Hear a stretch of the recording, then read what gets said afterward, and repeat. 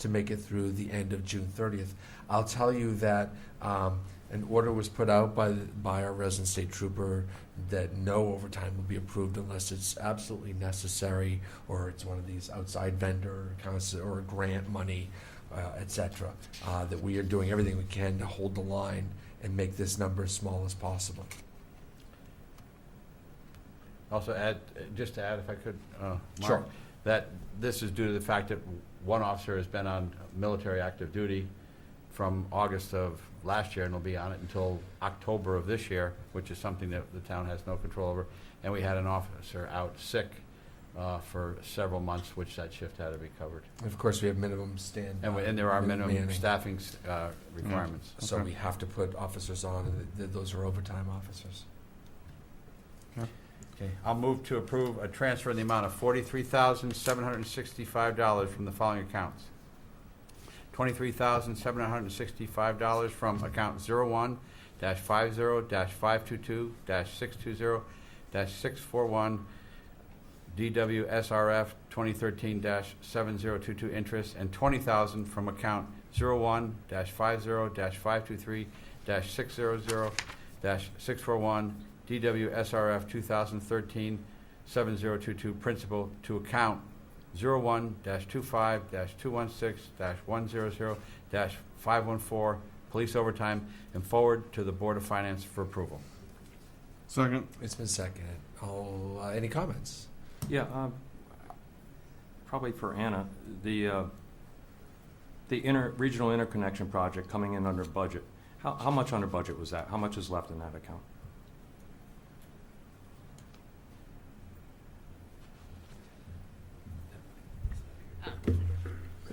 The accounts that we're transferring from are the debt service payments. So because we didn't spend 100% of what we could have expended, it was $1 million or so that we did not expend.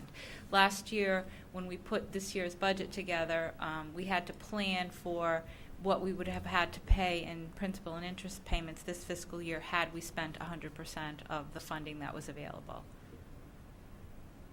Okay, so we're paying out of the $1 million that's left over. No, this isn't $1 million. It was only the debt service portion. The debt service was that part of it. Yes, Okay. that's correct. All right, so we're taking $20,000 out of that part of it. Correct. Well, Correct. portion is coming out of the principal account, and a portion is coming out of the interest account. 10 and 10 or something like that? Well, no, they're $20,000 out of each. 20,000 out of each side? That's correct. Okay. Because yeah, I'm just trying to figure out which one is interest and the other is principal, so it is 20 on both. Correct. Okay. Okay, thank you. What's going to happen to the remainder of that money? Whatever remains unexpended in the general fund becomes part of our fund balance, and fund balance is the accumulation of operations over time. Okay, but that was loan money. That was No, this is cash. in our budget. Okay. It's for our debt service payments. When we set up budget accounts to make those payments, just like any other expenditure that we have in our budget. Okay, thanks.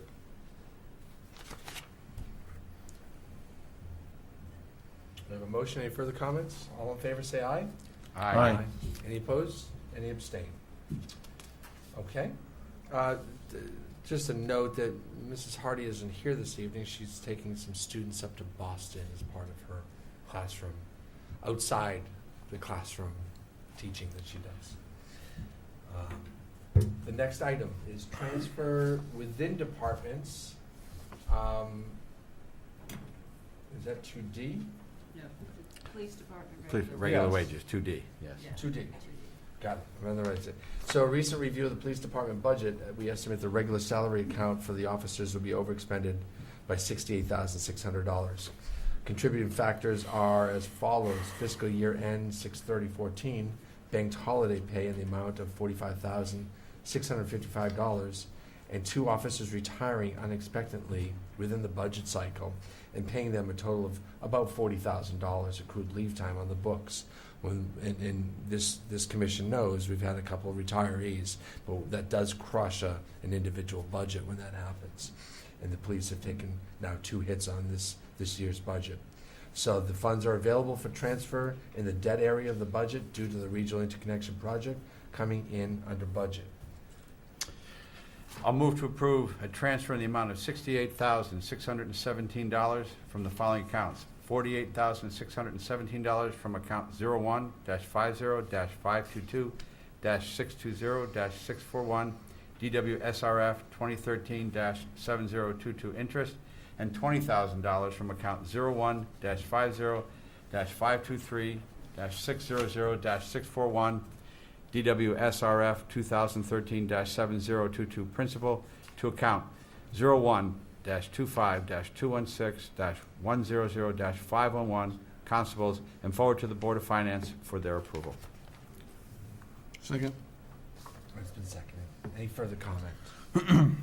All in favor, say aye. Aye. Any opposed? Any abstain? The next is 2E, and that is budget transfers within departments. There are various transfers within within departmental budgets have been necessary for a variety of reasons. Attaches the documentation for transfers that is in the amount of $183,372.20.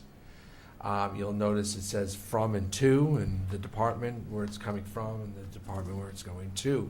This happens a lot. Mr. Salerno, you haven't been here. This happens a lot toward the end of the year as we're getting closer and budgets are getting tighter, that we can move money around to accommodate expenditures.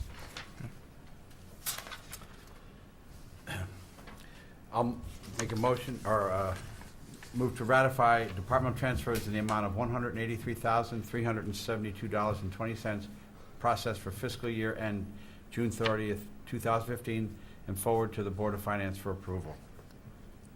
Second. Second, just some comments. You'll notice that unemployment is up higher than we anticipated. That's something we just can't budget for. We don't know what our unemployment costs are going to be. It's something we take a 3-year rolling average and we try to hit a number. And if we happen to lose more employees than we thought, then we have to go borrow it. Workman's comp is the same way. Those costs are up a little bit. And there's some other items in there too. We've moved some things around in the clerk's office. We added on, there's some dispatcher money being moved from the dispatchers. Don't forget, we only put our 4th dispatcher on about a month or 2 ago, so we were putting part-timers on to cover several shifts. That's why that number would be low. And some fuel expenses and street light costs, etc. So there it is. Any further comments? Yeah, I just wanted to ask on the Public Works Department, on the storm OT, the fleet maintenance and fleet fuel, all of those were due to, or some of it was due to excessive storms this year. Right. Are we getting, do we have something that we see down the pipeline coming from the state or federal on that? Because I saw we got the aid, or they're getting the aid. The federal government approved the FEMA request from the state. All our paperwork is in. Yep. No doubt we have documented the fuel usage during that. I think it's only a 36-hour or 72-hour period of time that we have to identify the costs of that blizzard. And then that's it. Enough for the season. Even though we had a horrendous The rest of it, yeah. winter. The only stuff that's covered is under it's that those 3 72 days, hours. those 2 days Yeah. that we can recover from FEMA. Okay. But that will help. It will help a lot. Yeah. There's manpower, there's costs involved, and we lost a piece of equipment or 2 during that storm that we might be able to recover as well. All right. Well, that's what I wanted to know. Thank I you. do have one question. So the from accounts, these are areas where there was either surpluses or it's going to come out at the expense of like road maintenance or something like that? Correct. That was But, happening. Like bulky waste, we're not cutting any services there. It's just, right. okay. Right. Yeah, and we knew going in that we exhausted our storm budget pretty Yeah. early. Yeah.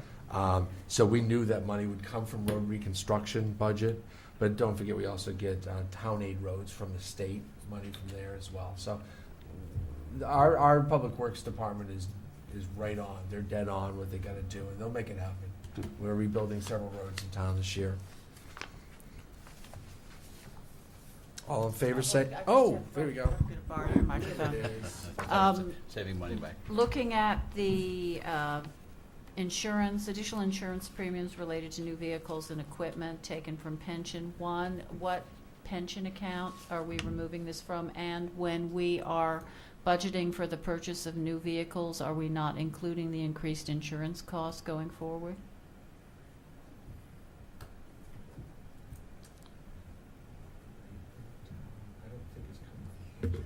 So This one. we have, included in our budget, we do have a line item to make the town's annual required contribution to the town's defined benefit pension plan, as well as any contributions that were required to make to the employees that have a defined contribution plan. And so our estimate was a little bit higher than we actually needed this year, so the funds were available to us to transfer in other areas where they're needed. And then your other question was related to, So when, obviously, we have a vehicle acquisition program for which Right. we budget. Do we not include, obviously, as you buy new things, as we discover when you buy a new car, your insurance premium goes up. I'm sure the first selectman could explain why this happens. Anyway, we But do make estimates for other items other than our premiums, and it's just that this year our premiums went up a little bit more than expected, so it's a little tight. When I received the bill that for all of the add-ons, and there were some takeoffs, but the add-ons exceeded the takeoffs. okay, thank you. It's a $900,000 policy. The difference here, budgeted was 5,000. Yeah, yeah. Just to put it in perspective. Again, with the pension line, I know how much pressure there is to maintain the appropriate contributions as far as our pension is concerned. So, thank you. We are not borrowing pension money or money from the pension account to fund anything. This is money we thought we'd have to invest into pension, and we don't have to. Any further questions? All good questions. All in favor, say aye. Aye. Any opposed? Any abstain? Terrific. 2G, I believe, 2G. Nope, between departments, 2F. 2F. I'm really trying to race through that, aren't I? As previously discussed, due to transfer of the tax aid to another department, we decreased the number of hours of the new employee in the tax department from 30 to 25, and at the same time, we increased the hours at the town clerk's office from 25 to 30. Since these changes took place subsequent to the budget being adopted, we'll need additional funding in the town clerk's budget to make it to year end. And in addition to the increase in hours, the staff members have worked additional hours due to departmental illness within the department. We were able to cover a portion of the shortfall within the town clerk's budget, but we needed an additional $5,161 to make it to the end of the year. And we're taking that from the tax department budget, who has fewer work hours per week now. I'll move to approve a transfer in the amount of $5,161 from account 010103100311 tax aids to account 0101107100 assistant town clerks to cover payroll through fiscal year end due to staff changes made during the fiscal year in each of the departments, and forward to the Board of Finance for approval. Second. Any further comment? All in favor, say aye. Aye. Any opposed? Any abstain? I don't know that I'll need you, Gary, but I'm glad you're here. I know you have a young family, and I'm sorry we didn't move this up earlier. I need to get better at that. Is when department heads are here for a particular item, we need to move that up so that they get back. They work all day here, and then they come back to assist us with our questions and support. As you know, the Department of Defense Community Planning Assistance Fund has awarded the town of East Lyme $161,770 to conduct a joint land use study, JLUS, with the town of Old Lyme, and this town, for Stones Ranch Military Reservation in Camp Niantic. On February 18, 2015, at the town meeting, the appropriation in the amount of $161,770 $12,770 was approved in the CNRE Fund 32 for procurement of a consultant and necessary expenditures for the completion of a joint land use study. Of the 4 proposals received, JLU's Consultant Selection Committee selected Matrix as the most experienced, having prepared over 30 JLU studies as well as the lowest bidder. I need your permission tonight to sign the contract. Be it resolved that the Board of Selectmen authorizes the first selectman in the name and on behalf of the town to sign and deliver an agreement with Matrix Design Group Incorporated pertaining to a joint land use study, JLUS, regarding Stones Ranch Military Reservation, SRMR, in Camp Niantic in the amount of $149,050. Second. Any comments? Mark, I do have a comment. We got the grant for 161,770, which is more than the. Is that for the town? Yeah, Gary's time. There's other costs involved, but Right. I'd And rather there's have some Gary other. document that. That's for the town. Yeah. Okay. Just to clarify, that's the total cost of the project. So the grant actually award was $149,050. And the remaining That's what amount we're- goes to, Goes to in-kind services, my time, the time from That's what I Old thought. Lyme. Yep. Yep. okay. Any other Thanks. questions while Gary's there? Mr. Gaishel, I should say. All set? Okay. We have a motion, right? Yes. It's been Yeah. seconded, right? Yes. All in favor, say aye. Aye. Aye. Any opposed? Any abstain? Fantastic. Mr. Wilson, how long have you sat on the Board of Selectmen? 20 years. 20 years. So you've probably seen this next item on the agenda every year We have once for the historic last 20 years. preservation grants up the yin yang. Okay. So this we do every year. Mrs. This is the one that Blaze- comes through about this time of year. Yes. This is a grant that we apply for to historically preserve our land records and the things that the town clerks do in that office over there. And this is a request. So there's a motion to apply and accept the $3,000. Move the following. Be it resolved that Mark C. Nickerson, first selectman of the town of East Lyme, is empowered to execute and deliver in the name and on behalf of the town of East Lyme a contract with the Connecticut State Library for an historic documents preservation grant. Second. It's been seconded. Any further comment? We're probably shredding some grants that were that far back at this point. Probably Think about it? preserving and Yeah, shredding. we're Some of the now, things that we're now you- shredding the preserved ones. Yeah. All that hard work, Yep, Mr. exactly. Wilson. Yep. Yeah. Yep. Never mind. Well, okay. About this time next year, you'll see your 21st. Okay. All in favor, say aye. Aye. Any opposed? Any abstain? Great. There is a special appropriation of $3,667.82 for the Emergency Operations Center for the security camera. The Office of Public Safety, that's East Lyme Public Safety, is requesting a special appropriation in the amount of that figure to purchase a security camera server for the EOC. This new server is necessary to manage all the town's security cameras within the current system. We have several around the town. The funding would come from a Nuclear Safety Energy Program fund via approved allocation 2015-111.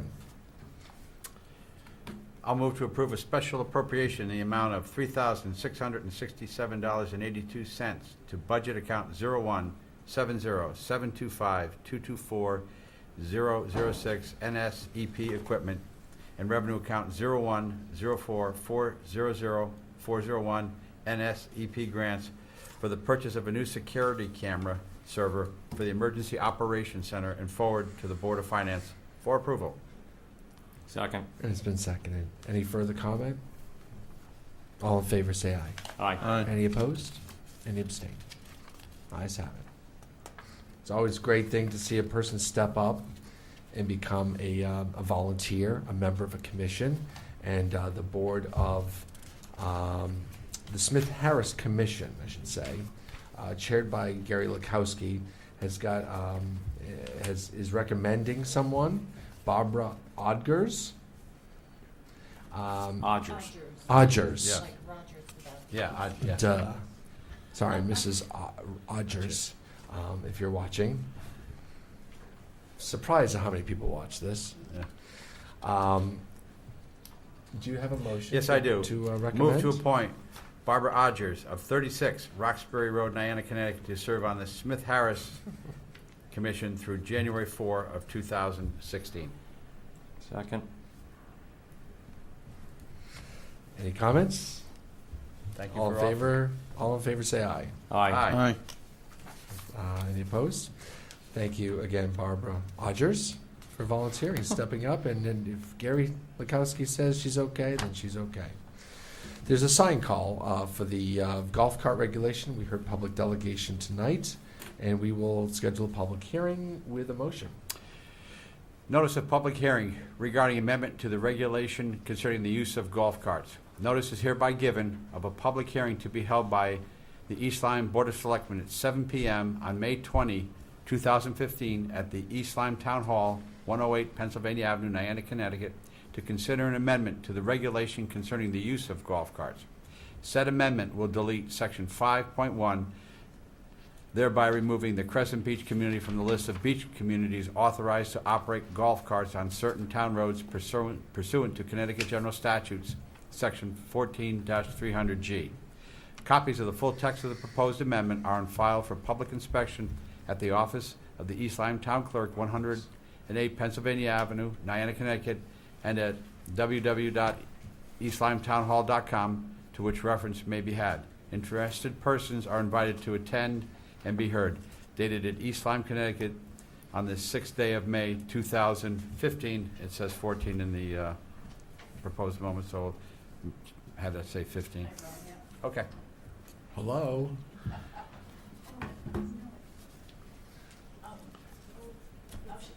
Oh, we're going to amend this, I guess. It does look confusing, but the original golf cart ordinance was adopted this time last year. So if you look at,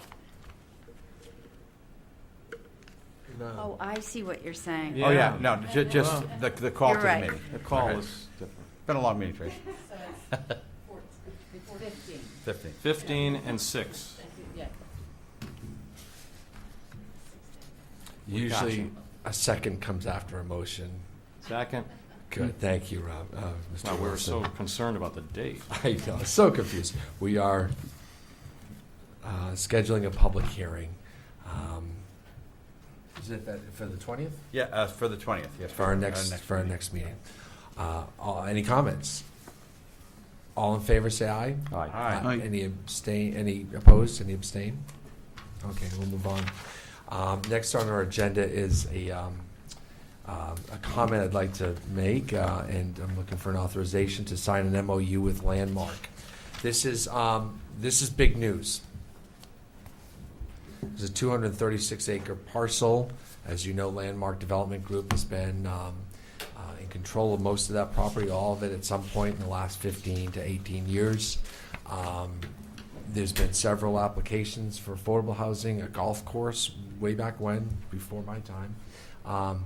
And what I'm asking and what has been negotiated and what we've done, and with the help of Mr. Formica when he was in this office, for maybe even several years, kind of getting to this point.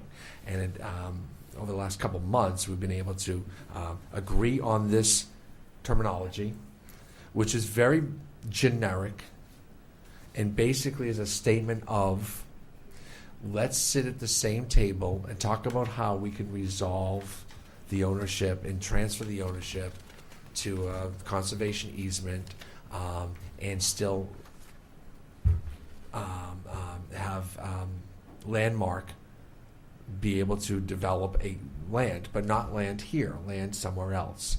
So in partnership with the federal government and or the state government, and not just this state, any state government, we'll be calling on State Senator Formica, Senator Blumenthal, Representative Courtney, and others to work with us to identify land that would be advantageous for Landmark Development to build upon in trade, maybe with partners with the Trust for Public Land, trade the Oswegatchie Hills for the development rights somewhere else.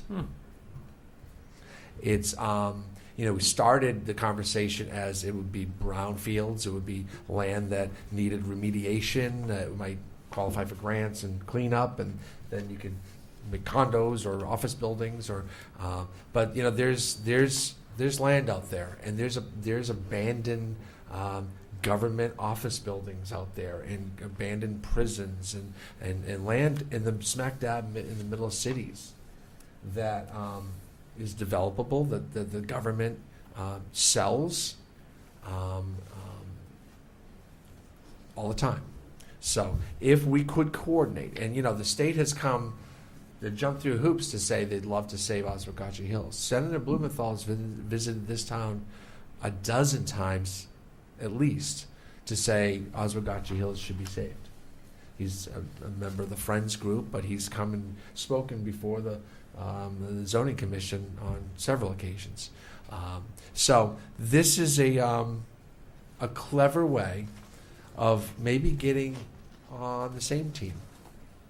Now, keep in mind, Landmark also has an application before the zoning commission for an affordable housing, so which is really just an interesting relationship that I have, and we will all have as a town with Landmark right now, as we're contemplating an application and also working to save that land from an application. But this is where we're at, and there's some land that's already been identified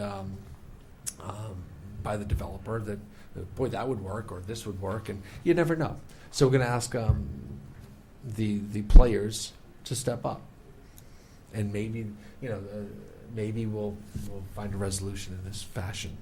We do not identify in this memorandum of understanding, we don't identify the actual value of the land. That's to be determined. We thought if we put that in this MOU, then that's like saying, okay, yes, 1,000 units could be built there. Well, we don't want to necessarily say that's the case with an application before the zoning. But I think everybody is come to the table with integrity, with honesty, with good intentions, and trying to find a win-win-win resolution. The public wins, the land wins, Mr. Russo would win, the town would win, everybody would win. So, and who else? And Brad is. Yeah.